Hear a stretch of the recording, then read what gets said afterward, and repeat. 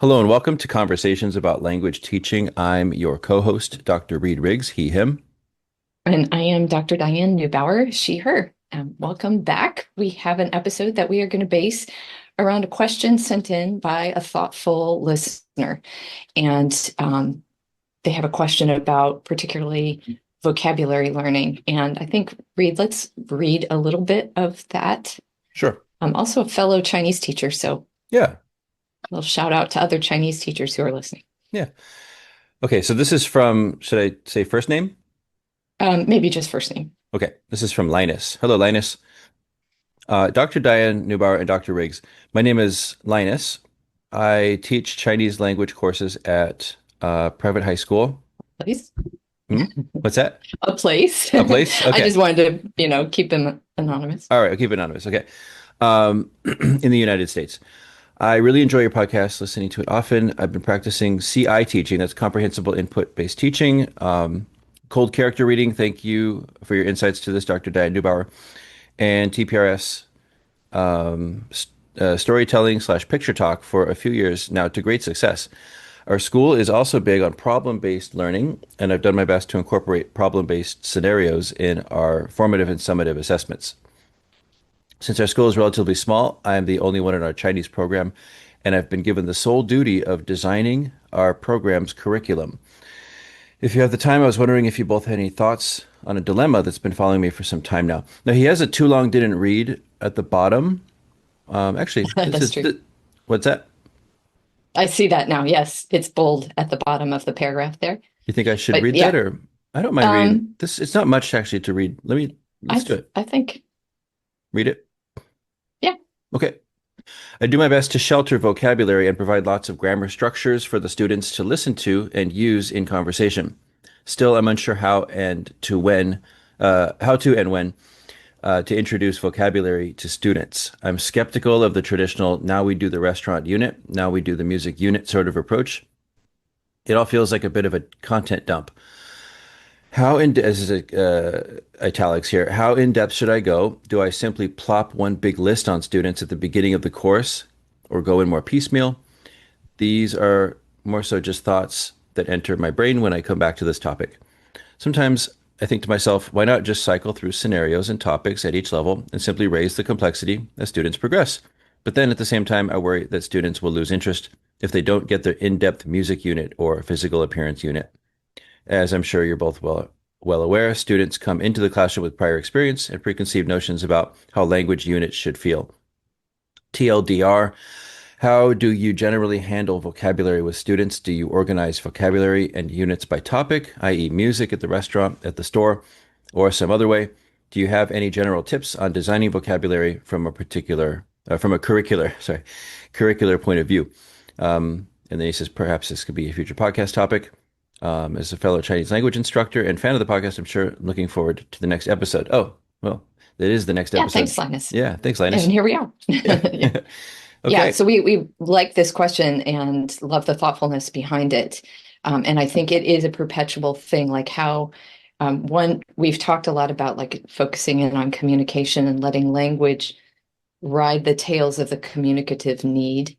But how that plays out then it's challenging because, as he points out, both students and teachers are used to the traditional unit where it's going to the doctor, it's the family, it's, I often have even seen people title a question online about like, well, we're in the food unit, like it's the unit for that.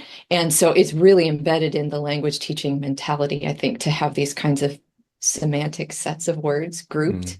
Sure. So it's like I notice I didn't call it a theme. Yeah. It's like a topic that has a lot of very closely related things. 12 colors, Yeah. Yeah. 12 family members. Yeah. Often nouns or adjectives that come in a very big long list and Yeah.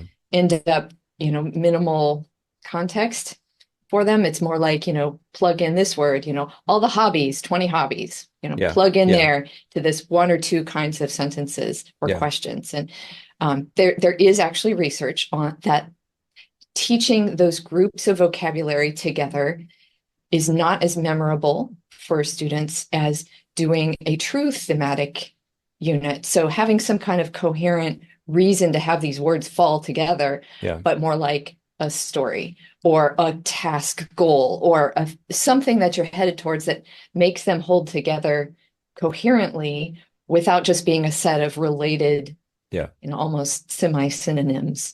Sure. So that I think what Linus is saying about, skepticism about the restaurant unit, I think that's right on.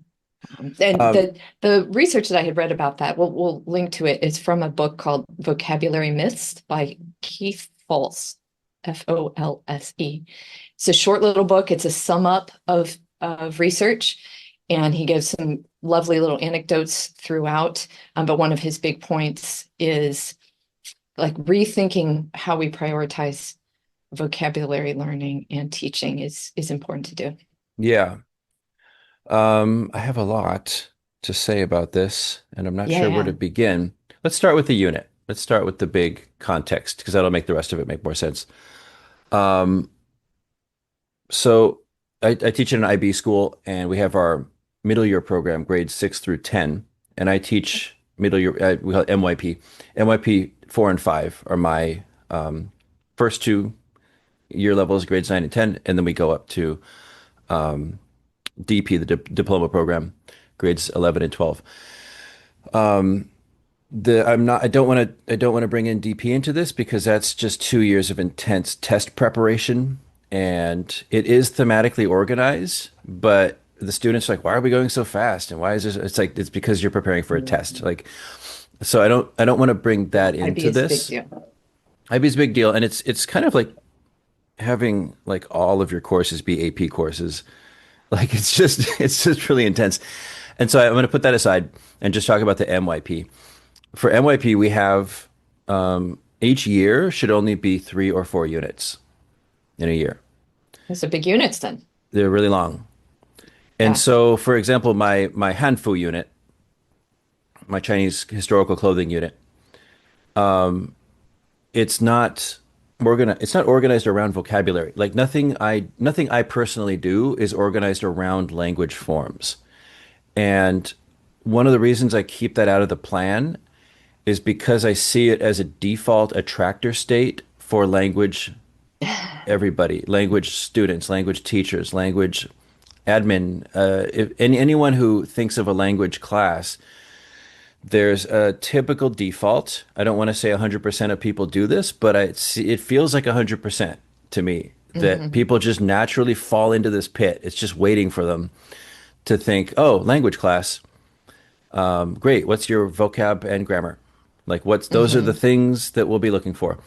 And so as soon as I put that on a list along with other meaningful things, such as like the Chinese historical timeline that's many thousands of years old, the different eras of clothing, the names of the styles of clothing. No, I'll get into that vocabulary in a minute because I want to slowly work down from the big context down to the place of vocabulary. I don't put on my list of goals the anything about language forms. I don't say, oh, make sure well, we're also going to learn these grammar patterns. We're also going to make sure we learn these words. As soon as I do that, it plays into people's defaults to think, oh, all of that meaningful stuff is so that we can practice and Mhm. drill those grammar patterns. Ah, I see what you're doing. And I watch other teachers do this a lot. Yeah. They'll say like, "Oh, we're Yeah. talking about such and such top. We're talking about food so that we can learn these grammar patterns, so that we can learn these words." And it's Yeah. just a Rather than natural, having yeah. actually talking about foods to be able to talk about foods in our classroom, Right. Right. but it's just a premise. It's just a so we can go, yeah, And well, I it see teachers feels a treat little it that bit, way. I do see teachers yeah. treat it that way. It's like, Yeah. and I would say that what are some of the markers of what that looks like in real time? There's an incoherence in the topic development, and there's also a future looking as opposed to present looking.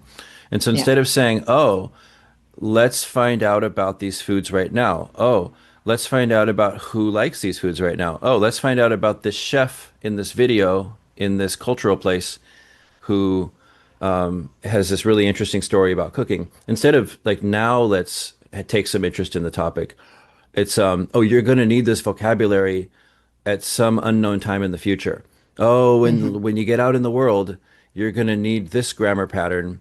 You're going to need to know these names of the fruits. And it's always Yeah, very future looking, but it's also yeah, like it's so language focused that even the yeah, topic isn't coherent. It's like, oh, and we'll jump to this topic, and we'll jump to this topic because you need yeah. this vocabulary. Yeah. Now, to add a little bit of sympathy for folks that are pressured or required to teach on a timeline with textbook chapters that are organized in that way, Hmm. I mean, sympathies about that. You're Sure. doing what you can to make it more of a meaningful context because you're required to teach those vocabulary and grammar, but it's not. If you have the flexibility or you can advocate for a better way for the future, it's not ideal to go for that for multiple reasons. Yeah, try to put myself in a box right now and say that this is a communicative mindset that I take on. Yeah. That this is Yeah. very typical if you dig into, second language acquisition, applied linguistics research. This is typically the label that you Yeah. would find is that this is a communicative. These are communicative approaches to language teaching, and I'm coming back to a whole belief system about what is going on in classrooms. Is communication happening or not? And when we say communication, we could further define that as, continuous topic development, coherent topic development, and really just using the language to do something other than highlight the specific forms of the language that we're using in that moment. Instead of saying, Yeah. like, hi, how are you today? Notice I said the word hi. Notice I said the word how. Notice I said the word are. Like, Mhm. I would call that not communicative because we're not using the language to do something outside of No. focusing on the immediate forms right now. Right. Yeah. Yeah. Yeah. And will this pay off in the future? Absolutely. Of Yeah. course, this kind of communicative approach does build ability to communicate in the future, but it's also really doing communication in the classroom right now Right. Right. and staging it to the level of the students' Yeah. current comprehension, they can do productively, and Yeah. having a real purpose behind it. So yeah. So, And I shifted very much mhm. from a very vocabulary driven approach. I was just looking at my old planners because I'm teaching a course it's a teacher education class. And we were talking about lesson planning. So they asked, like I offered if they wanted to see my plan book, I'll show them the way that I would write out my lesson plans for the 5 different sections I taught at the 2 schools where these plan books came from. And so many times in the earlier one, that was like 12 years ago, I would have like 3 vocabulary items that were like, these are the targets, and then this is the activity I'm going to do to do them. And did we have something that it wasn't just drilling vocabulary? We were using it to tell a story. We were using it to interpret the meaning behind a video or pictures we were doing. We were making up something imaginative. We were still doing something that was communicative, but it was kind of shoehorning that communication thing in there to get to the vocab. And I think of it a little bit differently now. So it's more like what thing could we do or learn about or share about our lives? What could we learn about particularly Chinese speaking people or events in the world that are going on? How can we do that? Oh, what do I need some words and phrases to like plan ahead to get them ready for? Maybe. And then I try to leave a little space in the lesson time so that what I hear students are wanting to say, there's like room enough to add those words and phrases, and we can start to really incorporate them into our talk too. Um, that I started even at the last school where I taught, where Yeah. I did have some pre-planned ideas of what I wanted to do, and then I had some things that left that little space for, hey, I don't know for sure what the students are going to want to say in this context. And I want to give some space to the time in the class so that it doesn't have to just be a little one-off, like, oh, yeah, I can mention that word. No, I can really build on their ideas by allowing space in my planning for a little Yeah. bit of vocab that will arise from the need of the moment and the students. I think if you're working with absolute beginners, it's totally cool to target and intentionally repeat, like using some of those CI Yeah, strategies. yeah. Picture talk. I don't And think it in matters. fact, Yeah, yeah. I do that too. We talked about this in the episode that we did, which is one of the most listened to on Oh, beginning classes. yeah. I think it was like episode 2 or 3.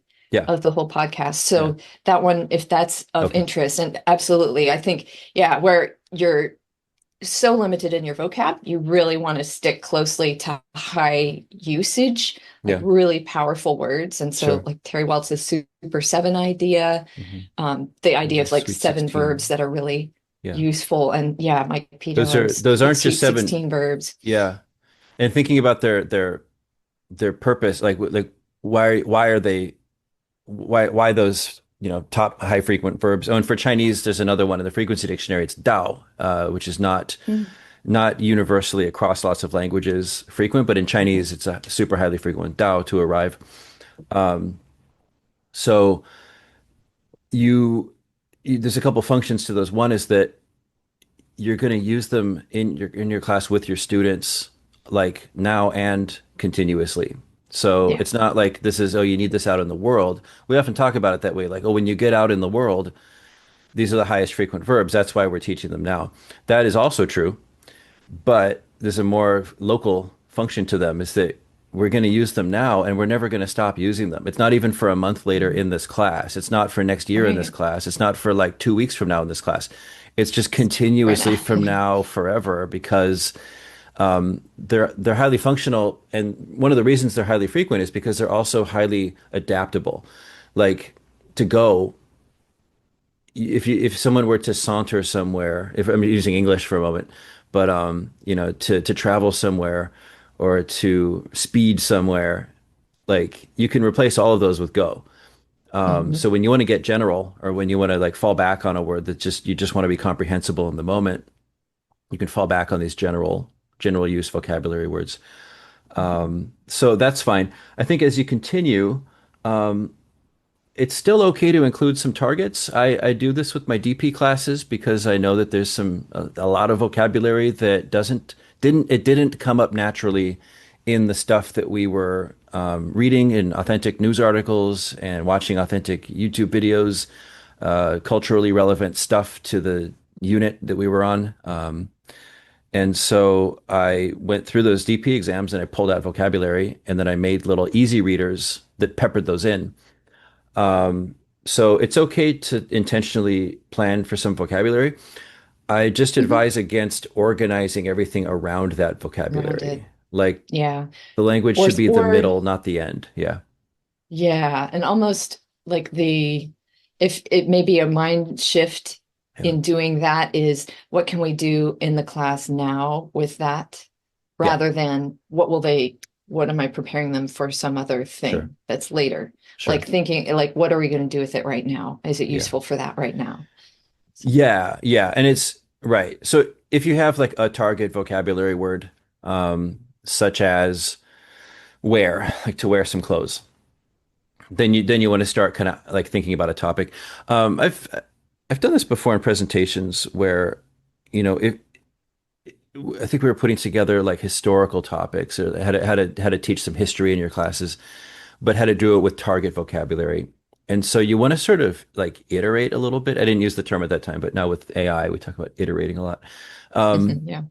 So, human intelligence iterate. So you have some vocabulary, and then you sort of think, what topics, what one or more topics would make the most sense to use this word in? Well, wearing, we're going to talk about clothing. Awesome. Let's think about something interesting we could say about clothing. And then you sort of think ahead on your topic, and you could leave a lot of space for students to fill in. Like, okay, well, let's talk about wearing Mhm. something you have to wear that's uncomfortable. It could be a little survey. And so you could design a little survey task. You get some questions like, what do you want to wear for Halloween? You could look at Halloween costumes. If it's Mhm. cultural, look at these hanfu outfits that people are wearing right now. It's popular right now. Mhm. Yeah, Um, that traditional Chinese look yeah, from the first yeah, century, right? Mhm. all over time. So Yeah. for Oh, like okay. it's Yeah. like 2,000 I was years of thinking the different origin of styles. it. Sure, sure. Yeah, yeah, Oh yeah. yeah, yeah, yeah, Hmm. yeah, yeah. The word Han comes from the Han people about 2,000 years ago, the Han Dynasty. So then you get some pictures, some interesting pictures of people wearing hanfu out and about. You could get some pictures from TV series. But notice what I'm doing right now is I'm demonstrating that kind of ideation process where you started with a vocabulary word. but then didn't make that the focus. You found a home for it in some interesting Hmm. topics and materials. And then in class, those are going to naturally, now you might want to keep track. So maybe those pictures and topics made you forget that that was the word that you were hoping to use with your students. And so you end up talking about, look at those clothes. What colors are the clothing? Like, oh, wow, what colors are the clothing? You forgot to use the word trend. So if you want, you can remind yourself. You can say, make sure that we talk about what they're wearing. We ask a lot, what are they wearing? You could ask other interesting questions like, should they wear that to a funeral? I don't know. Like, Hmm. make it Yeah, interesting. where is Yeah. this? Yeah. Yeah. Like, where should they wear it to places? Um, I Yeah, what are we wearing compared to them? Would you sure. wear this? Would you wear Is it? it Oh, that's a better appropriate for an question. Yeah. American to wear hanfu Sure. or Sure. not? And yep. And you don't have to answer those questions right away. In fact, I don't have answers Right. to those questions right Oh away. yeah. Okay. Should you wear it to a funeral? I don't know. And let's find out later. Let me get back to you, or we can search together some interesting content to find out. And can we wear it? Can we wear all of them? I had a Chinese friend tell me that the Yuan dynasty, when the Mongolian people ran China, and the Qing dynasty, when the Manchurian people ran China, she was telling me that those don't count as Hanfu because they're not Han. Interesting. Hmm. And Well, so okay. that's something that one person told me, but I need to do some further looking and digging to find out how acceptable of a view that is. I don't know. But it's okay to not know cultural things and to tell your students that's Absolutely. super interesting and that's something worth digging more into. And let's either come back Yeah, to it let's find or out we can find together. out together Yeah. if that fits the time, if you can. Yeah, modeling the process of the learning is Yeah, key. absolutely. Nobody can know everything, and you can't represent everybody else in the world. So but you Yeah, can you can get show a some way of learning. you can show a way of learning and you can show that it's good to get different viewpoints and it's okay to Yes, sit on multiple viewpoints at the same time, which again you all don't have comes to back resolve to it. yeah, which comes back to not making the vocabulary word the center of what you're doing. It's a tool for what you're True. doing. It's the access point to what you're doing. Yeah. I'm using the word wear to ask questions about what they're wearing and if it's appropriate to wear things in different places, but I'm not coming at the end of it and saying, okay, so what did we learn today? We learned the word chuan. Now we're done. Imagine in a real Okay. situation, like you're talking with a friend, you have a really cool conversation, and at the end of it, you say, okay, so you noticed how I said this word, right? And you noticed how I said this word, right?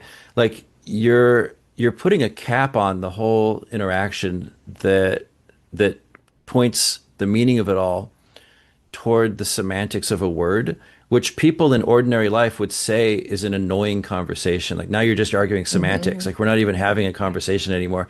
Like it's just not very it's not a very communicative perspective to share with your students to at the end of it say, okay, tell me that vocabulary word.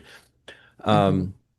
So yeah, communicative. You could think of it as like, what are we talking about? What are we using the language to talk about?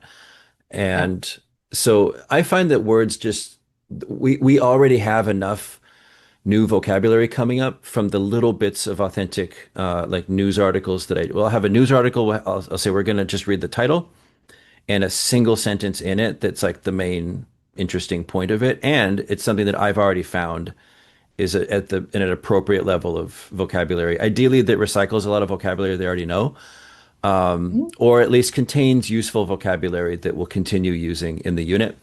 And I have to dig around. There's usually sentences that I think, nope, that's just not, it's just a lot of very specialized vocab that's kind of Not outside of, not so it's helpful. not useful. Yeah, it's not very useful to us. So it takes some digging to find those kinds of authentic things. Writing texts is great. I try to make mine a very sort of I-1 spirit, as Richard Day used to say. Not spirit, but I-1. I talked to him about this. He Okay, said that it that's the was it was principle. based on Krashen's I+1, and he said, well, I-1 should be Good the girl. idea of extensive Yeah. reading, where it's just easier than what the student can handle. And I find that they my students approach it very slowly because they just haven't had a lot of fluency reading Yeah, experience. And so absolutely. even when they It's recognize hard the to find it for words, Chinese too. oh, it's hard to find it. Yeah. Like I-1 style, like easy reading. That even when it's easy reading, the students will be like, wait, is that duh? Okay. Wait, is that sure? Okay. And it's like they Okay. recognize Very that they're common just words you just mentioned. slow. Yeah, they just need more flow. They need more The fluency fluency reading practice. practice. Yeah, That's yeah. yeah, yep. Yeah. So I wouldn't always aim to teach new words as much as you can keep them building fluency in familiar words. That's also extremely valuable. Right. I just wouldn't, I think coming back to your question, how should I design for vocabulary? The vocabulary really shouldn't be the design after the very beginning, like maybe a month or two. And if I don't know how often your classes are meeting, so some schools it's like meet once a week. My students meet 5 times per 2 weeks. So twice in a week and Not then that three much. times in a week. And it is not much. And Right. so, but 70 minutes per Oh, class. okay. So But that's nice. still, that's It's not intense much. too. Hmm. Yeah. Yeah. If you So, have yeah, less time with students, then you have to be accommodating less time with your, what are your outcome yeah, expectations? Like yeah, step back. yeah. But yeah, meaningful things. You should be using the language as much as possible. Yeah. Now there is you Can said you're I build sheltering. another example? Yeah, yeah. Sheltering is good. And go ahead. Yeah. Well, this might connect to sheltering as well. Like I wanted to give like a more concrete example based Yeah, on what you were just saying about clothing. sure. Let's say we're going to aim for more modern clothing first, starting out with terms that maybe students wanted to know. I might think, well, everybody's going to be helped by the word pants and shirts and shoes. I know most of my students all wear those things. And then see what else they want to know. Like, do they want to know skirt? Do they want to know dress?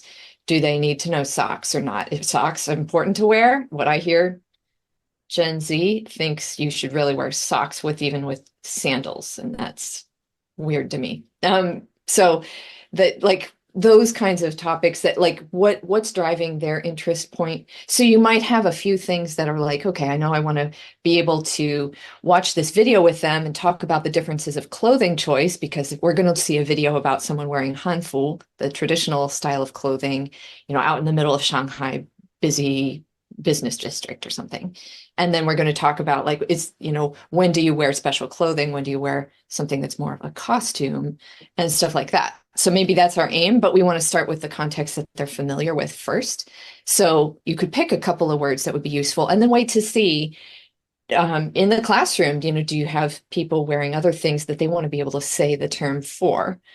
Does anybody wear a tie? If they don't, then do you need it? I mean, don't do it if you don't have to. So Yeah, yeah, so that's what I mean by that, allowing the space. sure. So as you're saying things like, okay, here's some pictures of people. Let's see, what are we wearing today? How many of us are wearing a shirt? Yeah, Like, yeah, okay, yeah. good. I'm glad everybody is, Right, right. but like that. Yeah, And go and ahead. it can arise from the current interest in a picture or the people in the room. Like it doesn't have to be pre-planned. And my Okay. experience so far is that like we have more than enough vocabulary that I have to kind of cut off and shelter um, because the pictures, because the people in the room who are, have interests or wearing things, whatever the source or video, that enough words come up out of that Mhm. we're good. And so I usually find that I didn't have to pre-plan really anything. Um, and then we'll do so I've been doing things that really minimize prep time as well. Yeah. And I think these kind of go hand in hand. Like the more you prep, the less space there is for the students to contribute their own ideas. Because it's like, oh, the Yeah. teacher filled up it's a bunch of vocabulary. Let's just look at that. Um, so one thing I have been doing is showing a video or looking at pictures. So I did this twice in two different ways. We have ninth graders doing a unit on, it's called Our Campus Reimagined because we have construction going on our campus. And then one of the IB kind of inquiry questions was how is communication, how does communication about campus changes happen? It was supposed to be inquiry led. And so I came up with that inquiry question. But I went around, I took a bunch of pictures. Even as I drove into the campus, I took a picture of a sign outside the school. So I had all these pictures of signs around the school about the campus. And so I showed those in class. And I did a real talk where I just said fluently, here's this going on. In my real talks, I do simplify my language as much as I can. but I also allow for meaning to come through pointing at things. And so they don't know the word already, but I'm pointing at it. And I really just want the meaning to come from the visuals. Then afterwards, we did a little dictation where I went back through the pictures and I just told them like 3 sentences to write down in pinyin in their notebooks. And I said, you're going to use these for your poster presentations. You don't have to use these exactly, but there's something. So I said, like, 在牌子上大写的字没有很多信息，小写的字有很多信息. So on the signs, big written words don't have a lot of information, but the small written words do have a lot of information. So the sign driving into campus only has some big words on it because drivers don't have time to stop and read anything. And then when on a walking path, there are signs that have big text, like lots of text, describing what's going on. Oh, and in front of the main office, there's like maps and all kinds of stuff to stop and look at. And so we were learning about communication, but also learning how to talk about communication on campuses. And so I, in the moment, was able to think and accommodate what can my students handle right now? Like I know my students, what can they handle? And then I could improvise some very simple, basic ideas. They'd say, what is 信息? And I'd say, oh, 信息means information. Great. 大写的, they know da and they know xiao, big and small. And then xie, they've learned that means to write. So I'm really tying these statements into what Yeah, language I building think on what they they know. probably, yeah, building on what they know in terms of language, and then only Yeah, adding a that tiny bit recycling. and recycling. Hmm. Yeah. And it's really you like using language to talk about new things, but trying to recycle as much of the language they already know as possible to talk about those new things. And I find that I I want to say it's a normal human thing to accommodate. Like it's just a Hmm. strange, it's like a monkey that has a prehensile tail that can wrap around fences and like hang from them, and you're like, well, how does it know to do that? It's like, it's kind of built in, it's just good at it. Humans are good at accommodating. Like we're really good at Hmm. changing how we talk to accommodate other people. And maybe you don't trust that you have that, but I'd say give it a try. And it's kind of neat to Yeah. see that you have this really neat little superpower. So yeah, Yeah, and you and then kind of will yeah, develop a sense of what your students already know, yeah, not just what you've taught them. If you're right, doing this kind of communicative work with them, yeah, if you're checking for their comprehension as you're teaching, then very likely you're going to have this kind of intuitive sense of like, sense, yeah, if I introduce that word, that's probably going to be new to them, but this one yeah, probably half the class will recognize. yeah. Oh, this one though, I think everybody, they have already started using it themselves And then in production. yeah, and Like I you definitely get that would sense. advise against being the teacher who says, "What? You don't remember that?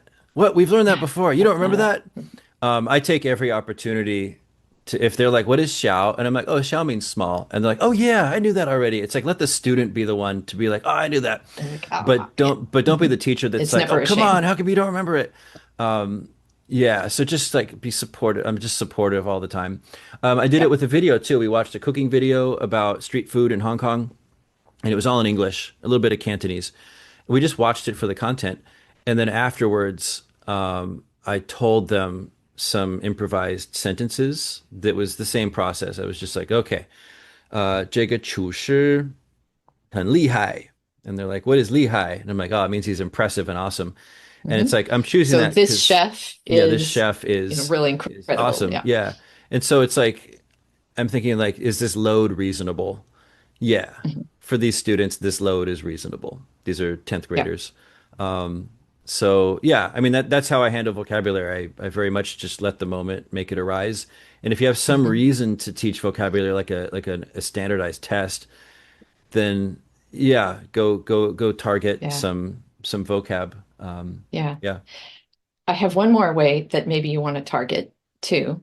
If you're doing backwards design planning based on a published book for learners or a film that you know you want to show students, and then do movie talk, the traditional format of movie talk, where you're doing a whole film and it's scene by scene.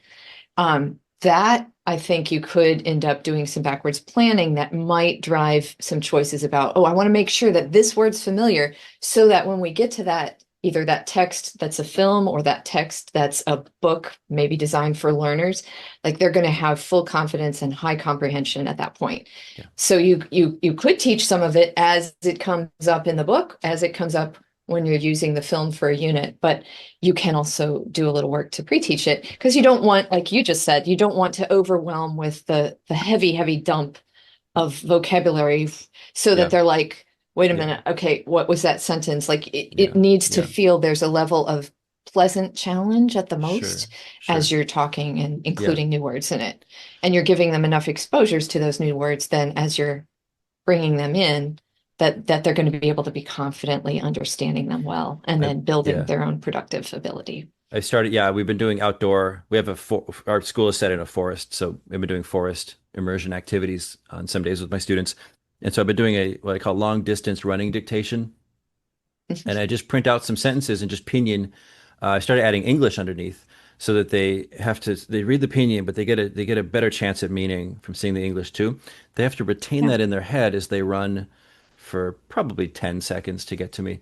And I have a checklist for each student.